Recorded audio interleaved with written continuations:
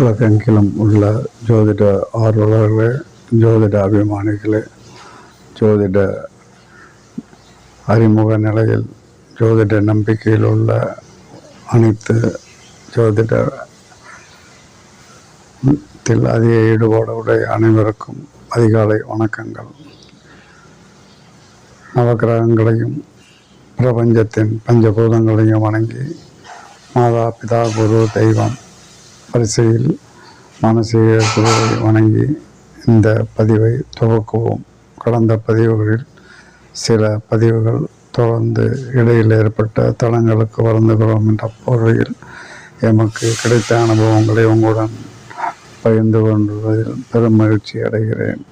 மேற்படி பதிவுகளில் இன்றைய முக்கிய செய்தி என்று எடுத்துக்கொண்டால், நாம் இவ்வளவு காலமாக, அதாவது சிறு பிராயம் முதலே ஜோதிடத்தில் அதிக ஆர்வமுள்ள பலர் இருப்பார்கள். இது முக்கியமாக புரட்டாதி 4ஆம் பாதம், ரேவதி, மீனராசிகளுக்கான முக்கியமான பதிவுகள் ஆகும்.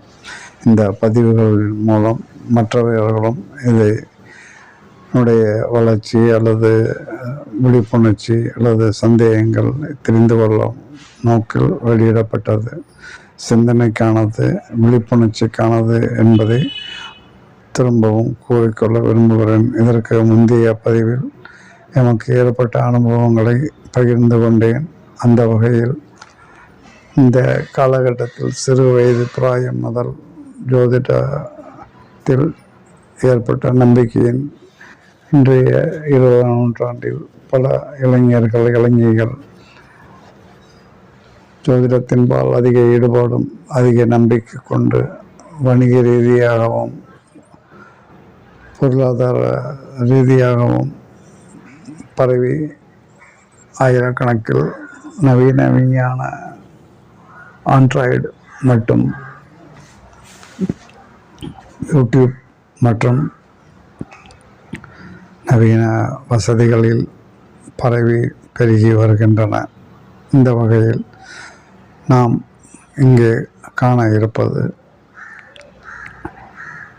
வணிக ரீதியாக அதிகமான பொருட்செலவு செய்து பார்க்கக்கூடிய நபர்களும் பொருளாதாரத்தில் தன்னிறைவு அடைந்தவர்கள் இருக்கிறார்கள். பொருளாதாரத்தில் தன்னிறைவு அடையாத நமக்கும் இந்த வாய்ப்பு கிடைக்காதா, நமக்கும் இந்த ஒரு அறிவு அல்லது அதில் உள்ள சந்தேகங்கள் கிடைக்காத என பலர் தேடல்களில் உள்ளார்கள் என்பது உண்மை.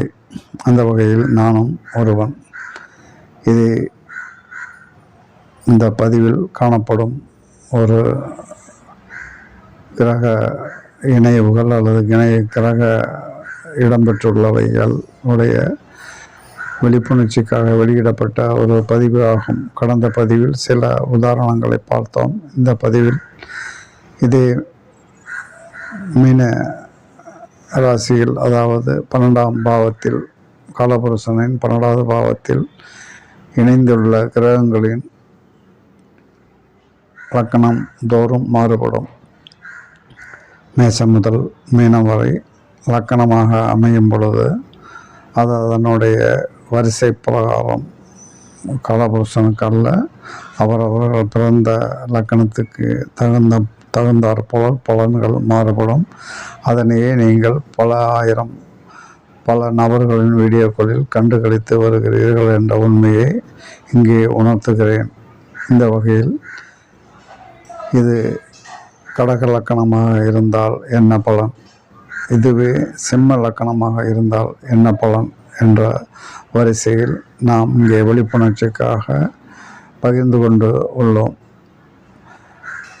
இந்த மீனராசியில் ஏற்பட்டுள்ள கிரக சேர்க்கையில் நாம் யோகங்களா அவயோகங்களா என்ற கோணத்தில் இந்த பதிவு நோக்கமாகும்.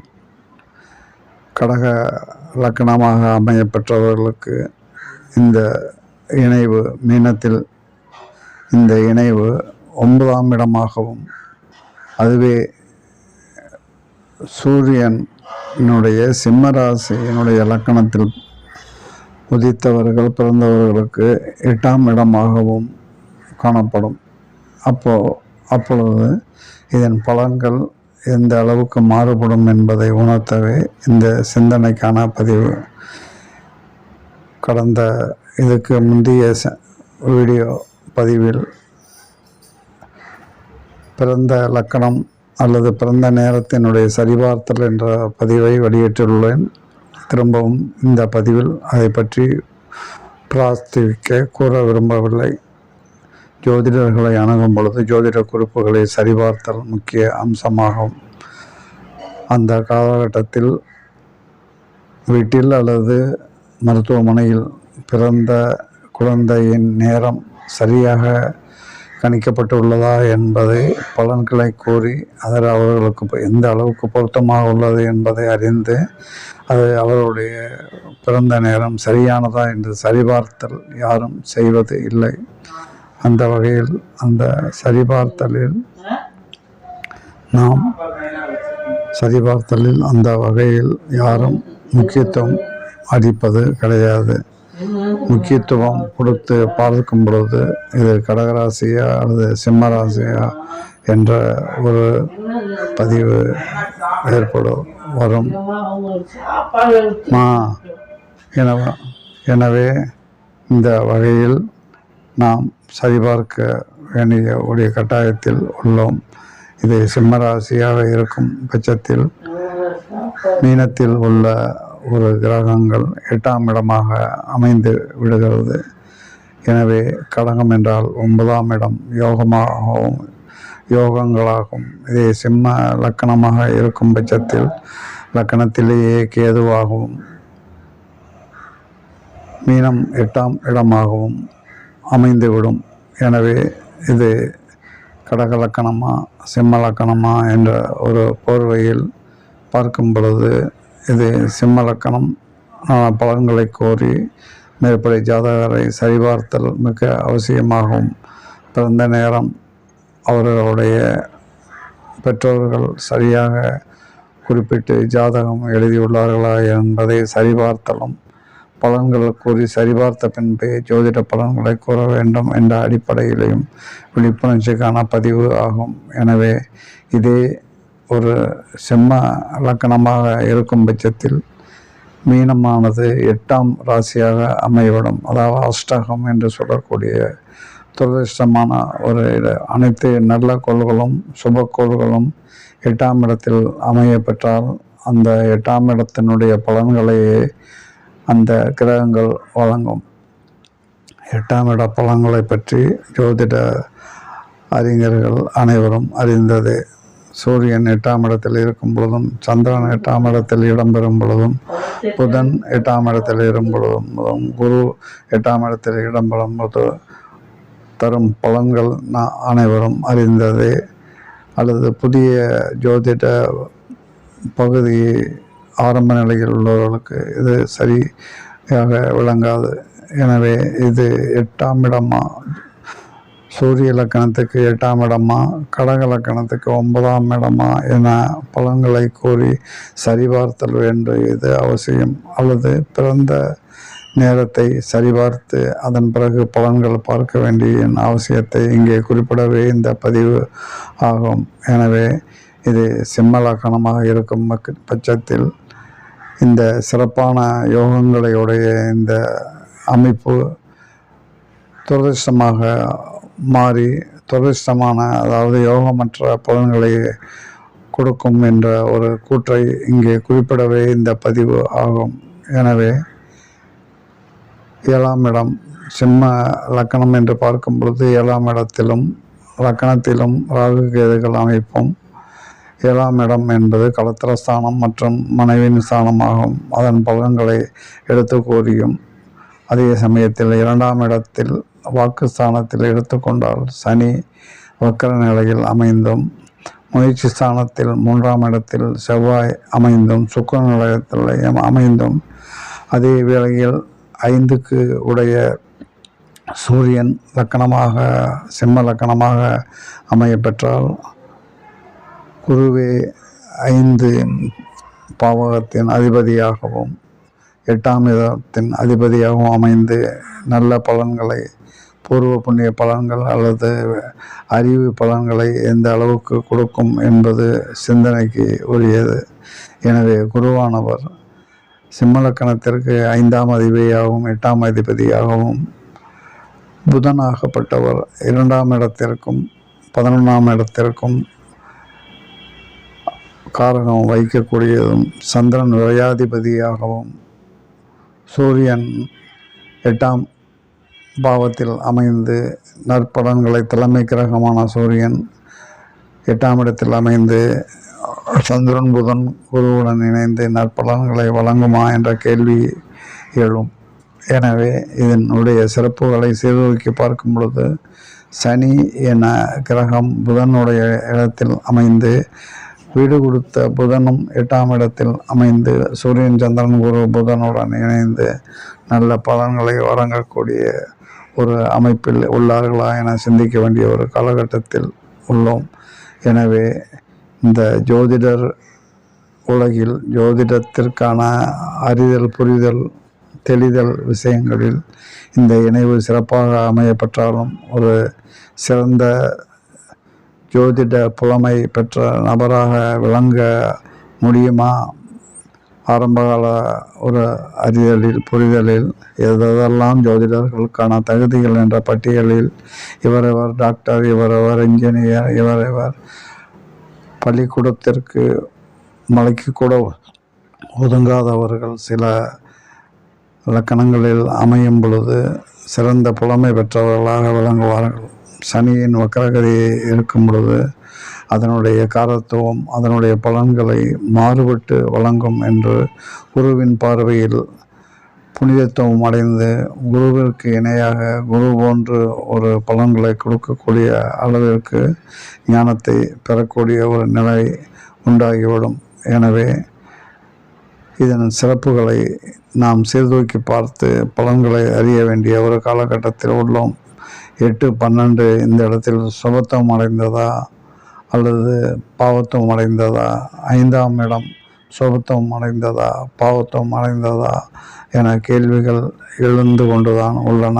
எனவே சரிபார்த்தல் இன்றி ஜாதகனுடைய பிறந்த ஒரு லக்கணத்தை சரிபார்த்த பின்பே பலன்கள் சீர்தூக்கி பார்க்க வேண்டும் என்ற வகையில் இது ஒரு உதாரண ஜாதகமாக அனைத்து ஜோதிட ஆரம்ப நிலை அல்லது ஜோதிடத்தினுடைய விரும்பிகள், அனுதாபிகள் மற்றும் ஜோதிட ஆர்வலர்களுக்கு ஒரு விழிப்புணர்ச்சி பதிவாக இங்கே உங்கள் முன் சமர்ப்பிக்கின்றேன்.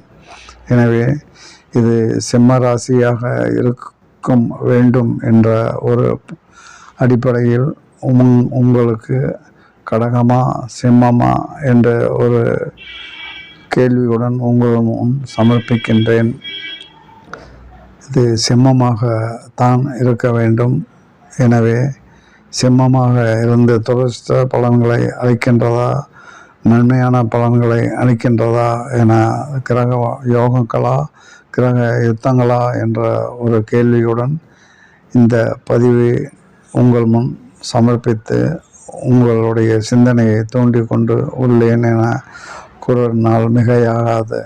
எனவே 2ஆம் சிம்மத்திற்கு இலக்கணத்திலேயே கேது அமையப்பெற்றவர்கள் 8ஆம் 7ஆம் இடத்தில் களத்திரஸ்தானத்தில் ராகுவுடன் இணைந்து சுக்கிரன் அமையப்பெற்றவருக்கு களத்திர அமைப்பு எவ்வாறு அமையும்? 7ஆம் இடமும் சனியினுடைய ஒரு வீடாக இருந்த போதிலும் அங்கே சுக்கிரன் சிறந்து விளங்குகிறார்களா, ராகுவுடன் இணைந்து லக்கணத்திலேயே கேது அமைந்து என்ற கேள்வியில் சிறப்பாக அமைவதற்கான வாய்ப்புகள் இல்லை. எனவே ஆட்சி, உச்சம், நீச்சம் என்ற வரிசையில் இங்கு குரு ஆட்சி வீட்டிலும் புதன் நீச்ச வீட்டிலும் அமைந்துள்ளார்கள். இந்த ஜாதக அமைப்பில் உச்சம் என்ற எந்த கிரகமும் அமையப்பெறாத நிலையில் ஒரு கிரகம் ஆட்சியும், ஆட்சி பெற்ற குருவுடன் இணைந்த நீச்சம் பெற்ற புதனும் யார் மிஞ்சிய பலன்களை அளிப்பார்கள் என்ற ஒரு கேள்வியுடன் புதன் நீச்ச கிரகமாக இருந்த போதிலும் புதனை பற்றிய வரலாறுகள், நவகிரக வரலாறுகளை தேடுவோம் நவகிரகங்களை என்ற பதிவில் புதனின் ஒரு கிரகத்தினுடைய வரலாறுகளை எடுத்து பார்த்தால் இங்கே பலவான் சூரியனா, சந்திரனா, புதனா, குருவா என்ற ஒரு கேள்வியில் புதன் பலம் மிக்க நபராக, குருவின் பார்வையில் புனிதத்துவம் சுபத்துவம் அடைந்த சனி, வக்கர சனி பார்வையிலும் வீடு கொடுத்த புதனினுடைய சிறப்புகளையே இங்கே சிறப்பாக அமையப்பெற வேண்டும் என்ற ஒரு கணிப்பிலும் உங்களுக்கு இதனை விளக்கி கொண்டு உள்ளேன். எனவே கிரக யோகங்களா, கிரக யுத்தமா என்ற கேள்வியில் இங்கு 4 கிரகங்களில் புதனே பலவான், புதனே அதிகமான சிறப்பான பலன்களை அளிக்கக்கூடிய நிலையில் உள்ளார் என்பது எமது ஆய்வில் எமக்கு கிடைத்த விடை அல்லது தேடல்கள் என்று எடுத்துக்கொள்ள வேண்டும். இங்கே குறிப்பிட வேண்டிய ஒரு கட்டாயம் சனியினுடைய சுபத்துவம் தான். சனி வக்கரம் அடையாமல் இருந்திருந்தால் சனி அவருடைய காரகத்தன்மைகளையே வழங்குவார். ஆனால் வக்கரம் அடைந்தால் அவருடைய காரகத்தன்மையை விடுத்து மாறுதலான ஒரு பலன்களை கொடுக்க வேண்டிய கட்டாயத்தில் ஆகிவிடுகிறார். 7ஆம் பார்வையாக சூரியன், புதன், சந்திரன், குருவினுடைய பார்வையில் சனி புனிதத்துவம் அடைகிறார். நட்பு இடத்தில் அமர்ந்து நட்பு கிரகங்களால் பார்க்கப்பட்ட சனியே பலவான் என எடுத்துக்கொள்ளலாம். எனவே சனி வழங்கும் நற்பலன்களை நிச்சயமாக அவரவர்கள் திசையில் வழங்குவார்கள் என்ற கூற்றை இங்கு ஏற்புடையதாக இல்லை. அந்த திசை ஆரம்ப பிறந்த நேரத்திலேயே நட்சத்திரங்கள் மாறுகிறது. அதே சமயத்தில் கடகமாக கணிக்கப்பெற்ற இந்த ஜாதகமானது சிம்மமாக மாறி நட்சத்திரம் உத்திரட்டாதியிலிருந்து மகம் நட்சத்திரமாக மாறி மகத்துக்கு உண்டான சிறப்பான பலன்களை அளிக்க வேண்டிய காலத்தின் கட்டாயத்தில் இன்று நடைபெறக்கூடிய ஒரு திசையின் பலன்களை வாரி வழங்கக்கூடிய நிலையில் புதனும், குருவும், சந்திரனும், சூரியனும் கட்டாயப்படுத்த வேண்டிய ஒரு நிலையில் சனி அமைந்துள்ளது. இங்கு வரவேற்கத்தக்க ஒரு நிலையாகும். இந்த இடத்தில் செவ்வாயின் பங்கு, முயற்சியின் பங்கும், 3ஆம் இடத்தில் சுக்கிரனுடைய வீட்டில் இருக்கக்கூடிய முயற்சியின் பங்கும் பிரதானமாகும். எனவே முயற்சியின்மையாக இருந்த இந்த ஜாதகரை முயற்சியுடைய நபராக மாற்றிய பெருமை 3ஆம் இடத்தில் சுக்கிரனுடைய வீட்டில் அமைந்த செவ்வாய்க்கும் உண்டு. செவ்வாய் பாக்கியாதிபதியாகவும் 3ஆம் இடத்து அமர்ந்து அவருடைய பாக்கியஸ்தானமான 9ஆம் இடத்தின் பார்வையில் சிறப்புற செய்வதும் மட்டுமல்லாமல் 8ஆம் பார்வையாக 10ஆம் ஸ்தானத்தை, அதாவது 9, 10 ஸ்தானங்களை செவ்வாய் பார்வை இடும் பொழுது மிக சிறப்புறுகிறது. எனவே இந்த ஜாதகர் செவ்வாயினுடைய பார்வையில் 7, 8 பார்வையில் சிறப்புறுகிறார். பாக்கியஸ்தானத்தையும் கர்மஸ்தானத்தையும் பார்த்து. மேலும் இந்த ஒரு ஜாதகர் 4ஆம் பார்வையாக சிம்மத்தின் 6ஆம் இடத்தை பார்த்து அந்த இடத்தையும் சரி செய்கிறார். 6, 8, 12 சுபத்துவம் அடைகின்றது. சனியினுடைய புத்திரனான மாந்தி விரயஸ்தானத்தில் இருந்த பொழுதிலும் சனியினுடைய ஒரு 10ஆம் பார்வையில் சிறப்புறுகிறதா என்று பார்க்கும் பொழுது சனியும் மாந்தியும் புத்திரர்களாக பகையற்று இருந்து மாந்தி சுப இடங்கமான கடகத்தின் சந்திரன் வீட்டில் அமர்ந்துள்ளதும் ஒரு சிறப்பு என எடுத்துக்கொள்ள வேண்டிய கட்டாயத்தில் உள்ளோம். எனவே சனியின் பார்வையில் 10ஆம் இடம் லாபஸ்தானத்தின் புதன் வீட்டை பார்த்து 7ஆம் பார்வையாக சனி புதன்மையும் பார்த்து 10ஆம் பார்வையாக புதன் வீட்டையும் பார்ப்பதால் இந்த ஒரு ஜாதகம் சிறப்பு அடைகிறது என்று எடுத்துக்கொள்ளத்தான் வேண்டும். எனவே இதன் சிறப்புகளை உங்கள் சிந்தனைக்காக இங்கு பதிவிட்ட உள்ள விழிப்புணர்ச்சிக்காக பதிவிட்ட உள்ள உங்களும் சிந்திக்க தூண்டும் வகையில் அமைந்திருக்கும் என்பது எனது நம்பிக்கை. தொடர்ந்து எமது பதிவுகளை பார்த்து ரசித்து பகிர்ந்து பின்பற்றி வரும் அனைத்து ஜோதிட ஆரம்ப நிலை மற்றும் ஜோதிட ஆர்வலர்களுக்கு சமர்ப்பணம் ஆகும். என்னுடைய பதிவுகள் தொடர்ந்து பின்பற்றி பார்த்து வரும் அனைவரும் பயனடையவே இந்த பதிவு ஆகும்.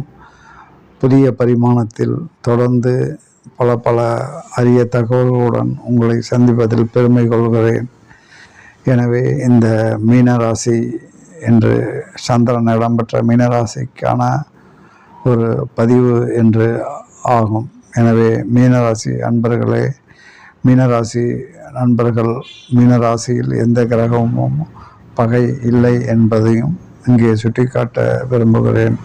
எனவே மீனராசியில் பகை பெறாத அதே சமயத்தில் ஒருவருக்கொருவர் நட்பு பகை என்ற ஒரு பார்வையில் சூரியன் யாராருக்கெல்லாம் நட்பு பகை என்று இருக்கும் பொழுது, குருவிற்கு யாரெல்லாம் நட்பு பகை என்று எடுத்துக்கொள்ளும் பொழுது, புதனுக்கு யாரெல்லாம் நட்பு பகை எடுத்துக்கொள்ளும் பொழுது உங்களை சிந்தனையை தோன்றும். நன்றி, வணக்கம். தொடரும்.